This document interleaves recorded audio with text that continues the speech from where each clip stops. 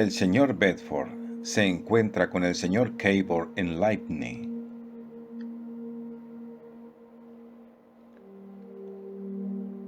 Ahora que escribo aquí, sentado entre las sombras de los emparrados, bajo el cielo azul de la Italia meridional, me acuerdo, no sin alguna sorpresa, de que mi participación en las asombrosas aventuras del señor Cabot fue, al fin y al cabo, resultado de una mera casualidad.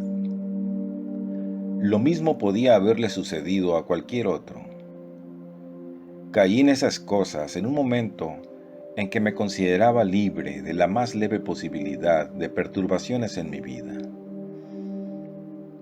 Había ido a Leibnitz porque me lo había figurado como el lugar del mundo en que sucedieran menos acontecimientos. Aquí, de todos modos, me decía, encontré tranquilidad y podré trabajar en calma. Y de allí ha salido este libro.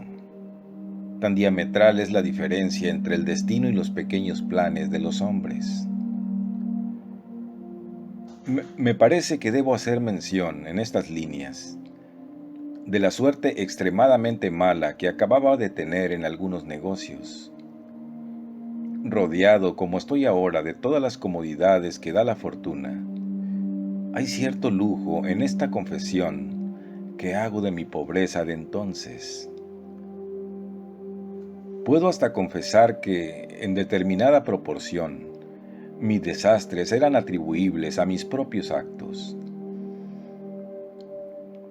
Tal vez haya asuntos para los cuales tenga ya alguna capacidad, pero la dirección de operaciones mercantiles no figura entre ellos. En aquella época era aún joven. Hoy lo soy todavía en años, pero las cosas que me han sucedido han desterrado de mi mente algo de la juventud.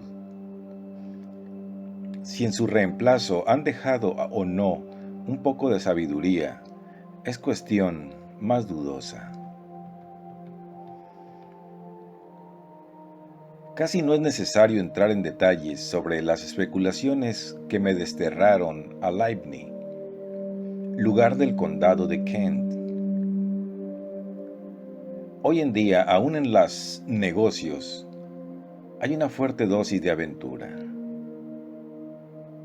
Me arriesgué, y como esas cosas terminan invariablemente por una buena cantidad de dar y tomar, a mí me tocó por último el tener que dar, bastante contra mi voluntad. Aún después de haberme despojado de todo, un nobiliario acreedor se esmeró en mostrárseme adverso.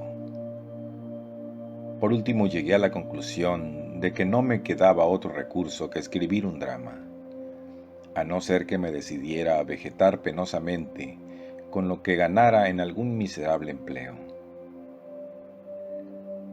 Sé que nada de lo que el hombre pueda hacer, fuera de los negocios legítimos, encierra tantas promesas como las piezas de teatro. Tan lo creía así, que desde tiempo atrás me acostumbré a considerar este drama no escrito como sustancial reserva para los días tormentosos. Y la tormenta había llegado. Pronto descubrí que el escribir un drama era un asunto más largo que lo que me figuraba. Al principio había calculado hacerlo en 10 días. Y para buscar un pied à terre en que elaborarlo, fui a Leibnitz.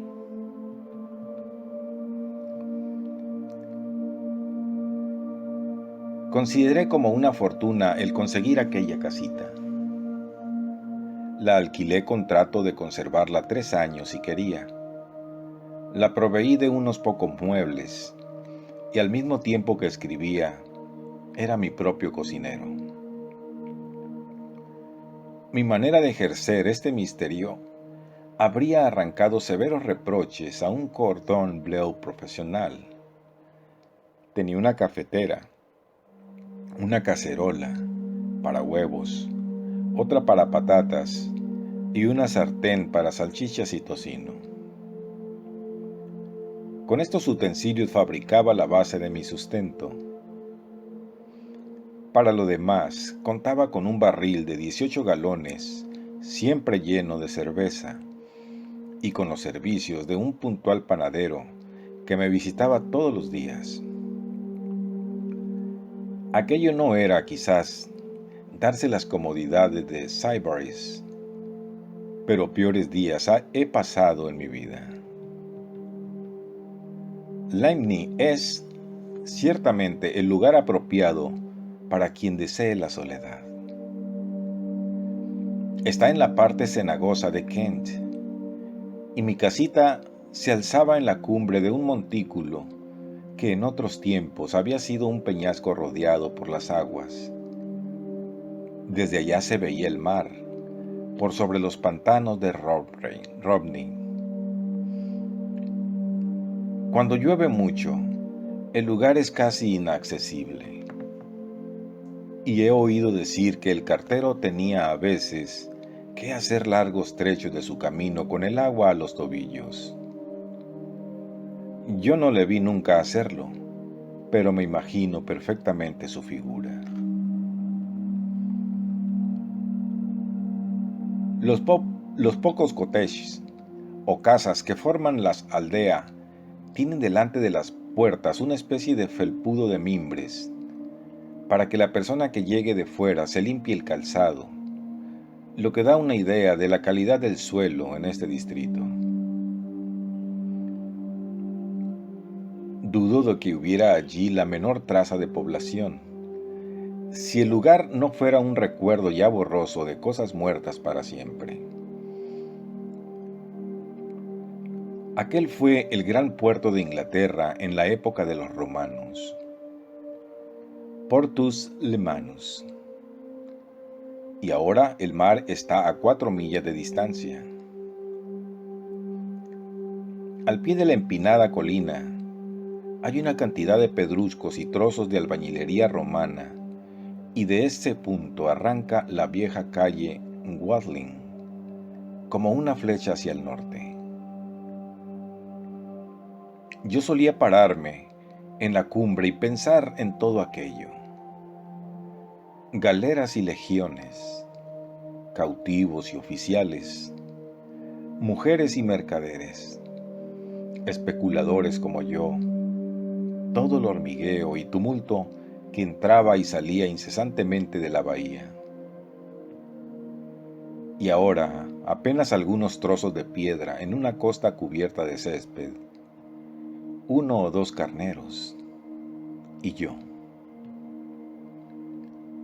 Y donde había estado el puerto, quedaban los terrenos pantanosos que se extendían en una ancha curva hasta el distante Dungeness, interrumpidos aquí y allá por grupos de árboles y por las torres de las iglesias de las viejas poblaciones medievales que siguen a Lemanus por el camino de la extinción.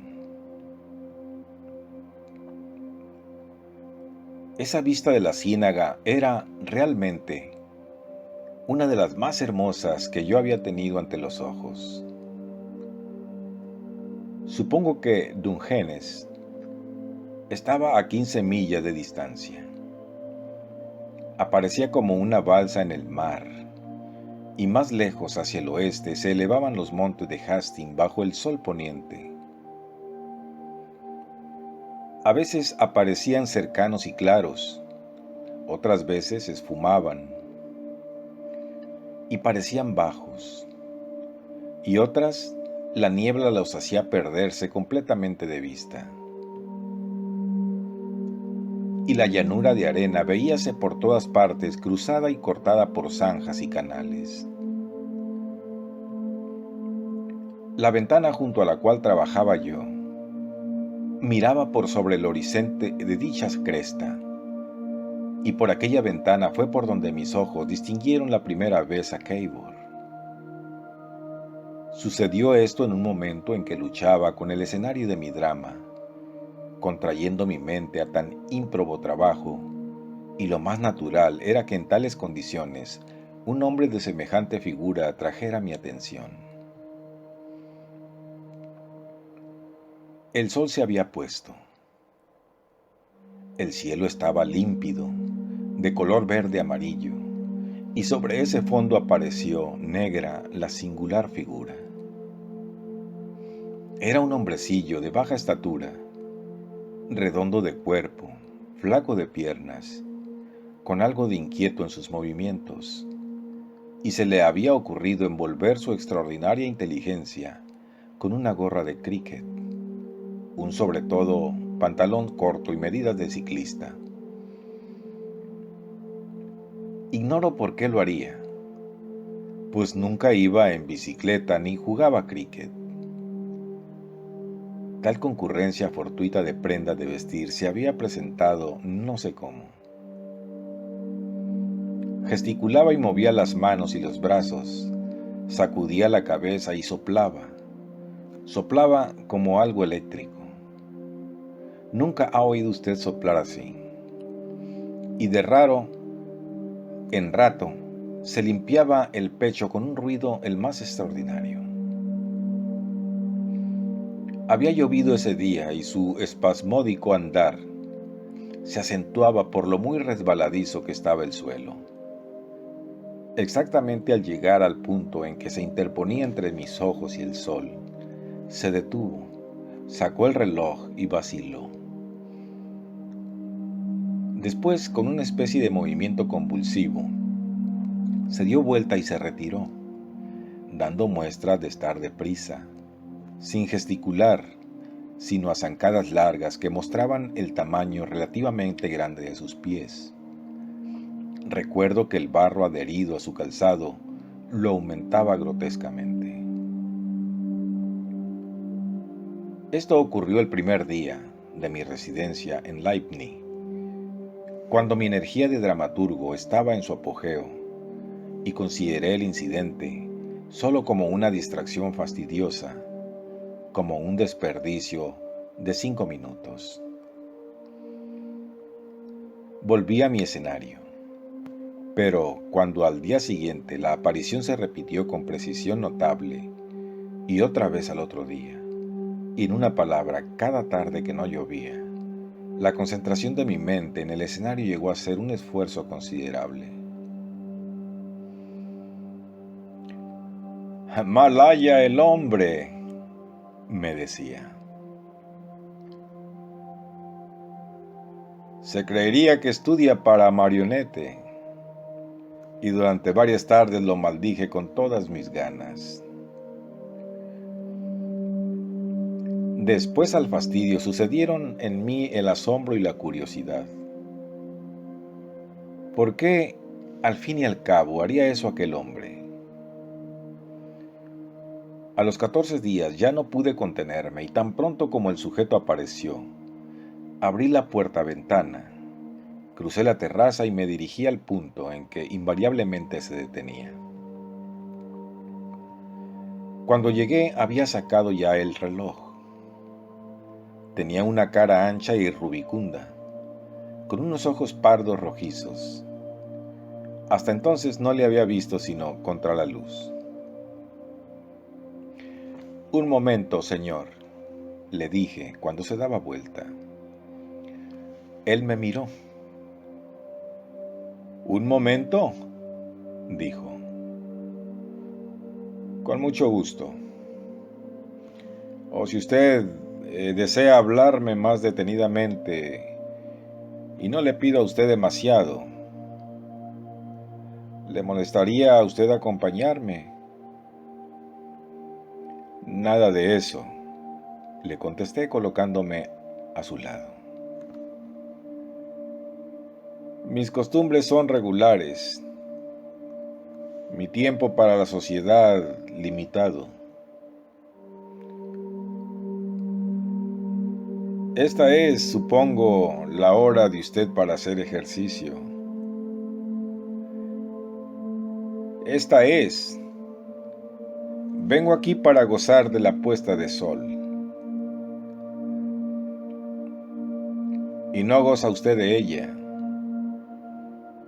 «¿Señor?». Nunca la mira usted. ¿Nunca la miro? No. Le he observado a usted 13 tardes y ni una vez ha mirado usted la puesta del sol. Ni una. El hombre arrugó el entrecejo, como alguien que tropieza con un problema. Pues gozo de la luz del sol, de la atmósfera. Camino por esa senda, entro por esa empalizada. Sacudió la cabeza hacia un lado por sobre el hombro. Y doy la vuelta. No hay tal cosa. Nunca ha estado usted allí. Todo eso es palabrería. No hay camino para entrar. Esta tarde, por ejemplo. Oh, esta tarde. Déjeme usted recordar. Acababa de mirar el reloj. Vi que había estado afuera exactamente 3 minutos más que la precisa medida hora. Me dije que no tenía tiempo de dar el paseo. Me volví. Siempre hace usted lo mismo. Me miró. Reflexionó. Quizás sea como usted dice. Ahora pienso en ello, pero ¿de qué quería usted hablarme? ¿Cómo? ¿De eso? ¿De eso? Sí. ¿Por qué usted hace eso? Todas las tardes viene usted haciendo un ruido. ¿Haciendo un ruido? Sí, así. E imité su soplido. Me miró y era evidente que el soplido despertaba desagrado en él. ¿Yo hago eso?, preguntó. Todas las tardes de Dios. No tenía idea de ello. Se detuvo de golpe. Me miró. ¿Será posible?, dijo, ¿que me haya criado una costumbre? Pues así lo parece, ¿no cree usted? Se tiró hacia abajo el labio inferior con el dedo pulgar y el índice y contempló un montón de barro a sus pies. Mi mente está muy ocupada, dijo. ¿Y quiere usted saber por qué? Pues bien, señor. Puedo asegurarle a usted que no solamente no sé por qué hago estas cosas, sino que ni siquiera sabía que las hiciera. Ahora que pienso, veo que es cierto lo que usted decía. Nunca he pasado de este sitio. ¿Y estas cosas le fastidian a usted? Sin que me diera cuenta del porqué, algo comenzaba a inclinarme a aquel hombre. ¿Fastidiarme? No, dije. Pero imagínese que estuviera usted escribiendo un drama. No lo podría. Bueno, cualquier cosa que exija concentración. Por supuesto. Y siguió meditando. Su cara adquirió una expresión de desaliento tan grande que me sentía aún más inclinado hacia él. Al fin y al cabo, hay algo de agresión en preguntar a un hombre a quien no se conoce por qué sopla en un camino público. Vea usted, dijo. Es un hábito. Oh, lo reconozco. Tengo que desprenderme de él. No lo haga usted si le contraría. De todos modos, yo no tenía que hacer. Me he tomado una libertad demasiado grande. De ninguna manera, señor, de ninguna manera. Debo a usted un gran servicio. Tengo que precaverme contra esas cosas. En lo sucesivo lo haré. ¿Puedo molestar a usted una vez más? ¿Ese ruido? Una cosa así, le contesté. Susú, susú. Pero realmente no sé. Quedo muy agradecido. La verdad es que lo sé. Estoy volviéndome distraído hasta lo absurdo. Usted tiene razón, señor, mucha razón. Cierto, le debo a usted un gran favor. Pero eso acabará. Y ahora, señor, le he hecho a usted venir mucho más lejos de lo que debería. Espero que mi impertinencia... No hay tal cosa, señor. No hay tal cosa. Nos miramos un momento. Lo saludé con el sombrero y le di las buenas noches. Él me contestó convulsivamente y así nos separamos. Cuando llegué a la empalizada, me volví y le miré alejarse. Su actitud había sufrido un notable cambio. Parecía que cojeaba, iba todo encogido. Ese contraste con sus gesticulaciones y resoplidos de antes me parecieron patéticos, por absurdo que parezca. Le contemplé hasta que se hubo perdido de vista. Después, lamentando con toda sinceridad no haberme abstenido de mezclarme en lo que no me importaba, volví a mi casa y a mi drama. Al día siguiente no lo vi, ni al otro. Pero estaba muy presente en mi memoria y se me había ocurrido la idea de que, como personaje cómico sentimental, podría serme muy útil para el desarrollo de mi obra. Al tercer día se presentó a visitarme. Durante largo rato me perdí en conjeturas sobre lo que podía haberle llevado a mi presencia. Inició conversaciones sin importancia de la manera más formal hasta que bruscamente entró en materia. Quería comprarme mi casita. Vea usted, me dijo. No le hago el menor reproche, pero usted ha destruido un hábito mío, y eso me desorganiza mi plan de vida cotidiana. Hace años que paso por aquí todos los días. Sin duda, he tarareado o soplado diariamente. Usted ha hecho imposible todo eso, ¿eh? Le insinué que podía tomar otra dirección en sus paseos. No hay otra dirección. Esta es la única. Ya he averiguado y ahora, todas las tardes o a las 4, me encuentro sin saber qué hacer. Pero, querido señor mío, si eso es para usted tan importante, es de importancia vital. Vea usted, yo soy un investigador. Estoy empeñado en una averiguación científica. Vivo... Hizo una pausa y pareció reflexionar. Exactamente allí, añadió, y con el dedo señaló bruscamente. Con gran peligro para uno de mis ojos. En la casa de chimeneas blancas que ve usted por encima de los árboles. Y mis circunstancias son anormales. Anormales.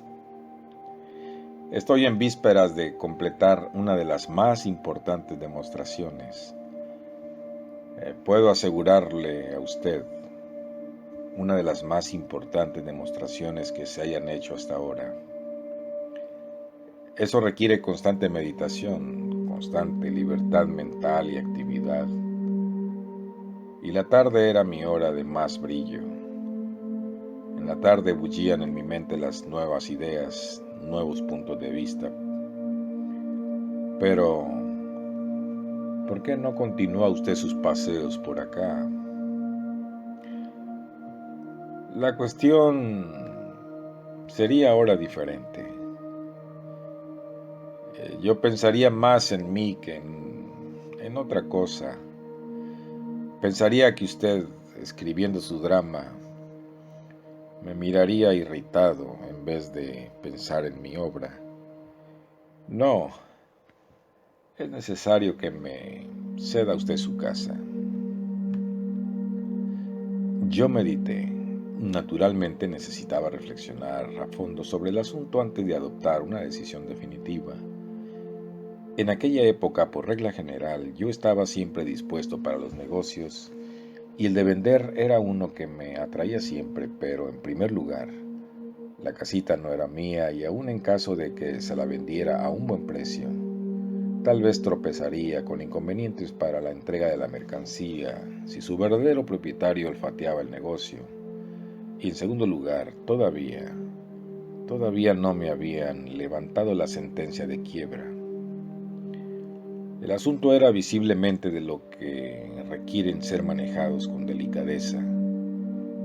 Por otra parte, la posibilidad de que mi visitante anduviera en busca de algún invento valioso me interesaba.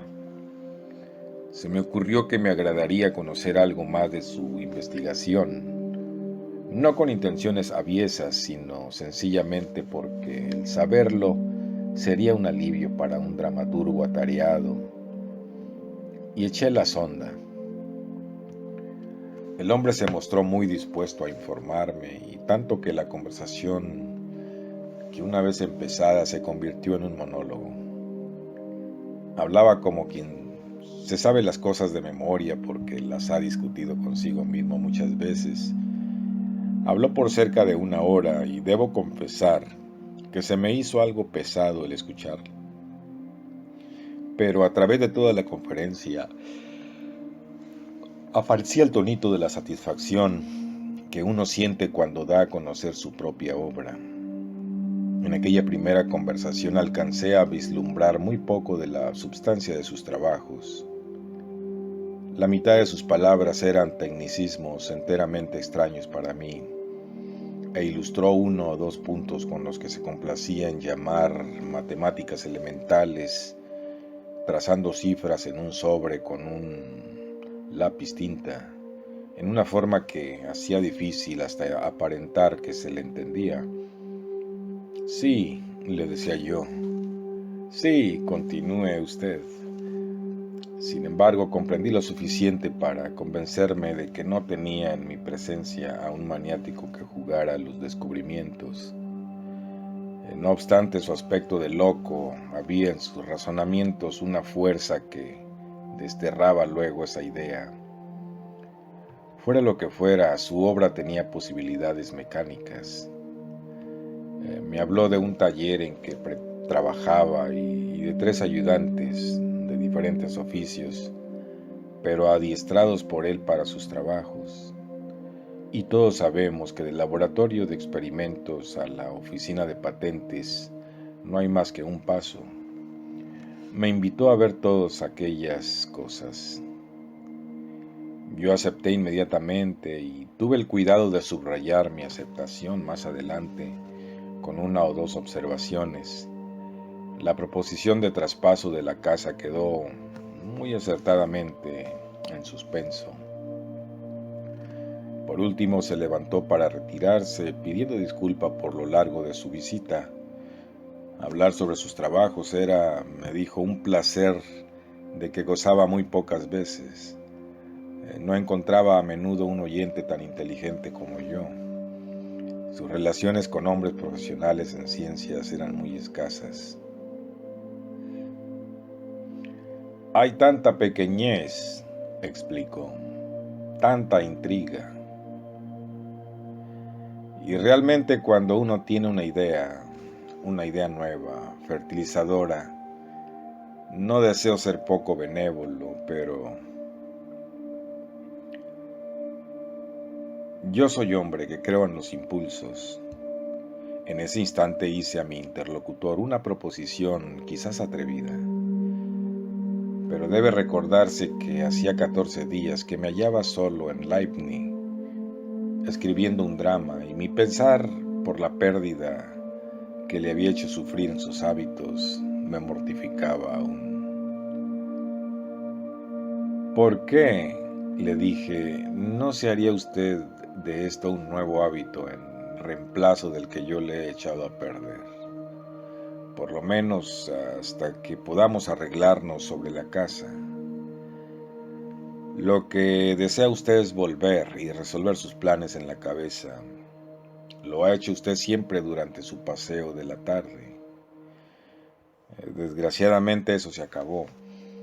Ahora ya no le es posible a usted volver las cosas a su antiguo estado, pero ¿por qué no habría usted de venir y hablarme de sus trabajos?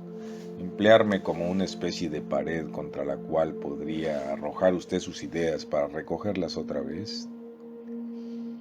Es un hecho que yo no sé lo suficiente de los proyectos de usted para robarle su idea, y no tengo relación con ningún hombre de ciencia. Me detuve. Él reflexionaba. Evidentemente, la proposición lo atraía. Pero temo que sea demasiada molestia para usted, dijo. ¿Cree usted que no podré comprender? Oh, no. Pero tecnicismo, sea como sea, hoy me ha interesado usted inmensamente. Claro está, eso sería para mí una gran ayuda. Nada le aclara a uno tanto las ideas como explicarlas. Hasta ahora, mi estimado señor, no diga usted más. Pero, ¿puede usted realmente disponer de tiempo? No hay descanso comparable al cambio de ocupación, dije, convencidísimo. El asunto estaba arreglado. Ya en las gradas de mi terraza se dio vuelta. Le soy deudor, caballero, por un gran favor que me ha hecho, dijo. Yo dejé escapar un sonido interrogador. Me ha curado usted de ese ridículo hábito de soplar, explicó. Creo que le contesté que me alegraba de haberle servido en algo y se marchó. El curso de ideas de nuestra conversación había reanudado. Debió reasumir inmediatamente su ordinaria vía, pues los brazos de su visitante empezaron a agitarse como antes, y la brisa me trajo el débil eco del susú. ¡Qué diantre! Al fin y al cabo, aquel no era asunto mío. Volvió al día siguiente y al otro día, y me dio 2 conferencias sobre física, con mutua satisfacción. Hablaba con una expresión que denotaba extrema lucidez, de éter y tubos de fuerza y gravitación potencial y cosas como esas, y yo sentado en la otra silla de tijera le decía, sí, adelante, sigo lo que usted me explica, para hacerle continuar. El tema era tremendamente difícil, pero no creo que llegara a sospechar hasta qué extremo no le entendía. Había momentos en que dudaba de si estaba empleando bien mi tiempo, pero de todos modos descansaba de mi engorroso drama.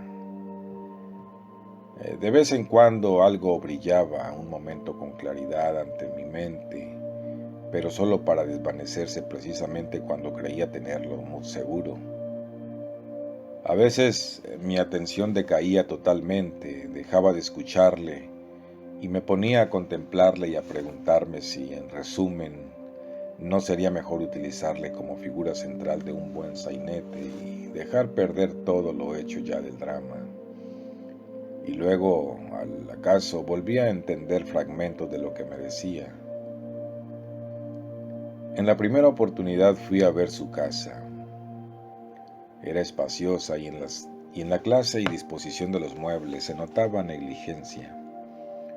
No había más personas para el servicio que sus 3 ayudantes, y su alimentación y demás detalles de su vida estaban caracterizados por una filosófica sencillez. Bebía solo agua, era vegetariano, y en todo aquello estaba sujeto a una disciplina lógica. Pero la vista a sus materiales de trabajo ponía fin a muchas dudas. Aquello parecía en verdad un taller y un laboratorio, desde el sótano hasta las buhardillas. Era asombroso encontrar un lugar como aquel en una aldea extraviada. Las habitaciones del piso de abajo contenían bancos y aparatos. El horno y todo el local de la panadería se habían convertido en respetables hornallas. El sótano estaba ocupado por unos dinamos y en el jardín había un gasómetro. Me lo enseñó con toda la confiada verbosidad de un hombre que ha vivido solo durante mucho tiempo. Su anterior aislamiento le hacía desbordarse de un exceso de confianza y yo tuve la buena suerte de ser el recipiente de ella. Los 3 ayudantes eran buenos ejemplares de la clase de hombres útiles, de la cual procedían, conscientes aunque ininteligentes, vigorosos, atentos y de buena voluntad. Uno de ellos, Spargus, que tenía a su cargo la cocina y todo el trabajo de metales, había sido marinero. El segundo, Gibbs, era un carpintero ensamblador, y el tercero había sido jardinero a ratos y entonces ocupaba el puesto de ayudante general. Los 3 no eran otra cosa que peones. Todo el trabajo que requería inteligencia lo hacía Keibor. La ignorancia de los 3 sobre lo que éste hacía era la más profunda, aún comparada con la confusa impresión que yo tenía de ello. Ahora hablemos de la naturaleza de esas investigaciones. Aquí, desgraciadamente, encuentro una grave dificultad. Yo no soy entendido en ciencias y si fuera a exponer en el lenguaje altamente científico del señor Keibor el objetivo a que tendían sus experimentos, temo que no solo confundiría al lector, sino también que me confundiría yo. Y es casi seguro que diría algún disparate, conquistándome las burlas de todos los estudiantes del país enterados de los progresos de las matemáticas físicas. Creo, por lo tanto, que lo mejor que puedo hacer es presentar mis impresiones en mi propio lenguaje inexacto, sin tentativa alguna de vestirme con ropajes de conocimientos que no tengo por qué tener. El objeto de la investigación del señor Keibor era una substancia que fuera opaca. Empleaba además otra palabra que he olvidado, pero opaca expresa la idea a todas las formas de la energía radiante. Energía radiante, me explicó, era cualquier cosa como la luz y el calor, o como los rayos Roentgen, de que se habló tanto hace un año o algo así, o como las ondas eléctricas de Marconi, o como la gravitación. Todas esas cosas, decía, irradian de centros y obran sobre los cuerpos a la distancia, de donde viene el término energía radiante. Pero casi todas las sustancias son opacas a una forma u otra de la energía radiante. El vidrio, por ejemplo, es transparente a la luz, pero lo es mucho menos al calor, por lo cual se le emplea como pantalla. Y la lumbre es transparente a la luz, pero detiene completamente el calor. Por otro lado, una solución de iodina en carbón bisulfídico detiene completamente la luz, pero es bastante transparente al calor. Ocultará una luz de la vista de usted, pero permitirá que llegue hasta usted como todo su calor. Los metales son no solamente opacos a la luz y el calor, sino también a la energía eléctrica, la cual pasa tanto a través de la solución de iodina como del vidrio, así como si no los encontrara en su camino, y así sucesivamente. Prosigo.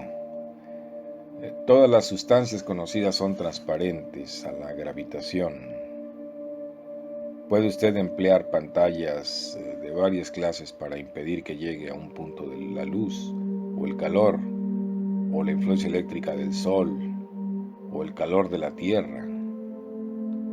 Puede usted impedir con hojas de metal que los rayos Marconi lleguen a tal o cual cosa, pero nada puede cortar la atracción gravitatoria del sol o la atracción gravitativa de la tierra. Pues bien, ¿por qué no ha de haber algo que sirva para eso? Cable no se explicaba que no existiera tal sustancia, y yo ciertamente no podía decírselo. Nunca hasta entonces había pensado en semejante asunto. Me demostró mediante cálculos escritos en papel y que Lord Kelvin, sin duda, o el profesor Lodge, o el profesor Carl Pearson, o cualquiera de esos grandes hombres de ciencia habría entendido, pero que a mí me reducían sencillamente a una impotencia de gusano, que no solo era posible la existencia de tal sustancia, sino que además esa servía para llenar ciertas condiciones de la vida. Aquello fue una sorprendente serie de razonamientos que entonces me causó mucha admiración y me instruyó mucho, pero que ahora me sería imposible reproducir. Sí, decía yo a todos, sí, continúe usted. Baste para nuestra historia saber que Cable creía ser capaz de fabricar esa posible sustancia opaca a la gravitación, con una complicada liga de metales y algo nuevo, un nuevo elemento, me imagino, llamado, según creo, helium, que le habían enviado de Londres en tarros de hierro herméticamente cerrados. Ha habido dudas sobre este punto, pero yo estoy casi cierto de que era helium lo que le enviaban en tarros de hierro. Era algo muy gaseoso y tenue. Si yo hubiera pensado en tomar apuntes, pero dígame, ¿cómo había de prever entonces la necesidad de tomar apuntes? Cualquier persona con un ápice de imaginación comprenderá los extraordinarios alcances de tal substancia y participará un poco de la emoción que sentí cuando esa comprensión surgió para mí del laberinto de frases abstrusas como que Cable se expresaba. Cómica escena para un teatro, ¿cierto? Algún tiempo transcurrió antes de que me fuera dado creer que había interpretado correctamente lo que me decía, y tuve especial cuidado en no hacerle preguntas que le hubieran permitido medir la profundidad del pozo de ignorancia en que echaba su cotidiana explicación. Pero nadie que lea esta historia comprenderá completamente mi estado de espíritu en aquellos días, porque de mi narración insuficiente será imposible extraer la fuerza de mi convicción de que aquella sorprendente sustancia iba a ser fabricada. No recuerdo haber dedicado a mi drama una hora de trabajo consecutivo a partir de mi primera visita a su casa. Mi imaginación tenía ya otras cosas en que ocuparse.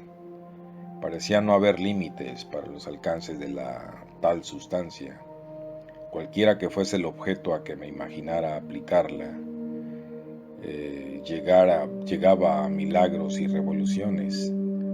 Por ejemplo, si alguien necesitaba alzar un peso, por enorme que fuera, con solo poner una hoja de esa sustancia debajo, podría levantarlo como si levanta una paja. Mi primer impulso natural fue aplicar el principio a los cañones y acorazados, y a todos los materiales y métodos de guerra, y de eso pasé a la navegación mercante, a la locomoción, a la construcción de casas, a todas las formas concebibles de la industria humana. La casualidad que me había conducido a la misma cuna de los nuevos tiempos. El descubrimiento marcaría una época, seguramente. Era de esas casualidades que se presentaban una vez en 1000 años. La cosa se desarrollaba, se extendía. Entre otras de sus consecuencias, conté mi redención de los negocios. Vi ya formada una compañía principal y compañías secundarias, patentes a la derecha, patentes a la izquierda, sindicatos y trusts, privilegios y concesiones que brotaban y se esparcían, hasta que una vasta, estupenda compañía caboriota manejaba y gobernaba el mundo, y yo pertenecía a ella. Sin vacilar adopté mi línea de conducta. Sabía que mis pies no estaban habituados en ese terreno, pero cuando es necesario sé saltar por encima de los obstáculos.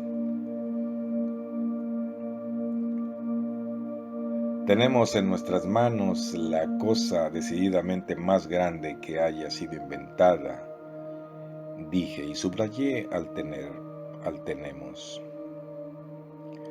Si usted no quiere admitirme en el negocio, tendrá que rechazarme a tiros. Desde mañana vendré para servirle de cuarto peón. Cabor pareció sorprendido de mi entusiasmo, pero sin muestras de sospechas ni hostilidad. Más bien manifestó que se consideraba demasiado favorecido. Me miró con expresión de duda. Entonces usted piensa realmente, dijo. ¿Y su drama? ¿En qué queda su drama? Se ha desvanecido, exclamé. ¿No ve usted, mi señor y amigo, lo que me ha caído en las manos? ¿No ve usted lo que va usted a hacer? Aquella era una nueva escaramuza retórica, pero positivamente, el hombre no había pensado en eso. Al principio no pude creerlo. No había tenido ni el más remoto germen de tal idea. El asombroso hombrecito había trabajado constantemente con fines puramente teóricos. Cuando decía que su investigación era la más importante que el mundo había visto, quería decir, sencillamente, que ponía en claro tales y cuales teorías, que resolvía este o el otro punto hasta entonces dudoso. No se había preocupado más de las aplicaciones de la materia que iba a hacer que si se hubiera tratado de una máquina para hacer cañones. Era una substancia de existencia posible y él iba a hacerla. Voilà tout, como dicen los franceses.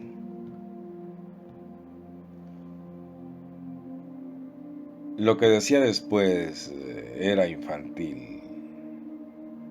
Si hacía la sustancia, esta pasaría a la posteridad con el nombre de Caborina o Caborita, y a él se le discerniría un título y su retrato aparecería en la Nature como el de un hombre de ciencia y todo por ese estilo. Y su vista no iba más allá.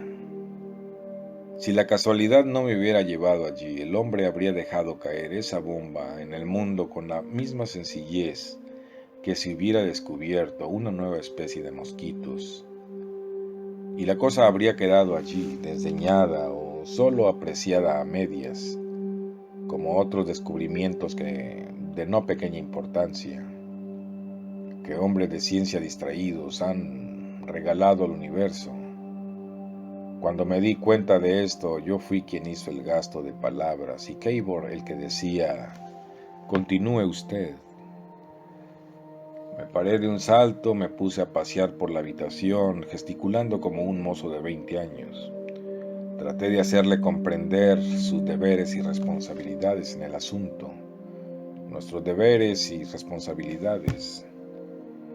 Le aseguré que podíamos adquirir suficientes riquezas para poner en práctica cualquier clase de revolución social que imagináramos, que podíamos poseer y mandar al mundo entero. Le hablé de compañía y patentes y de las garantías para procedimientos secretos. Todo esto parecía tomarle tan de sorpresa como sus matemáticas, que habían tomado a mí.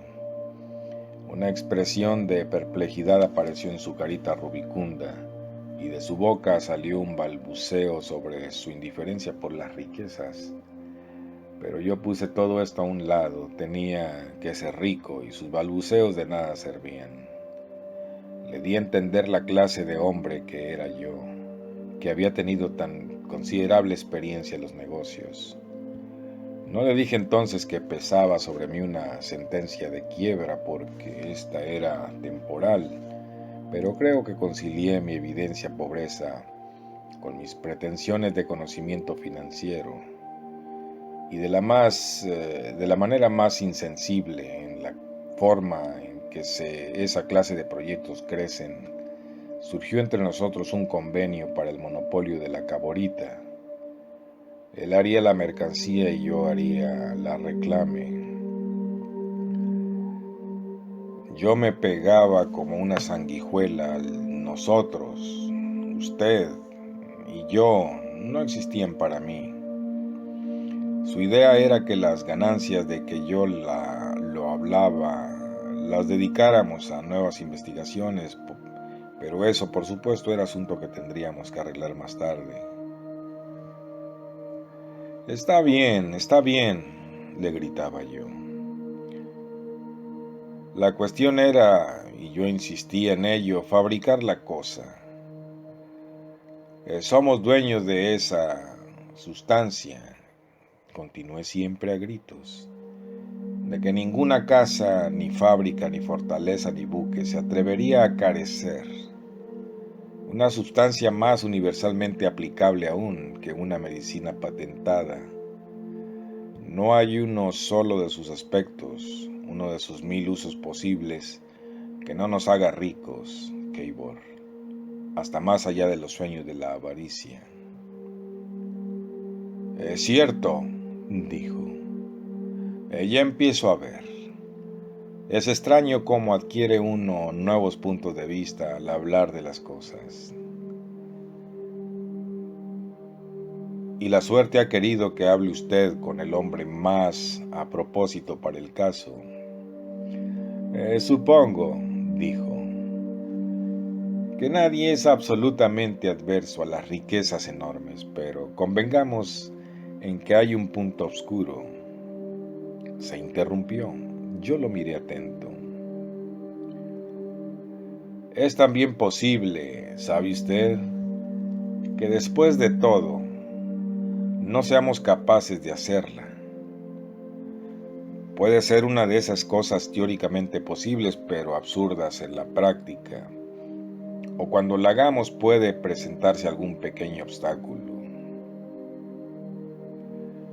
Venceremos el obstáculo cuando se presente, fue mi respuesta.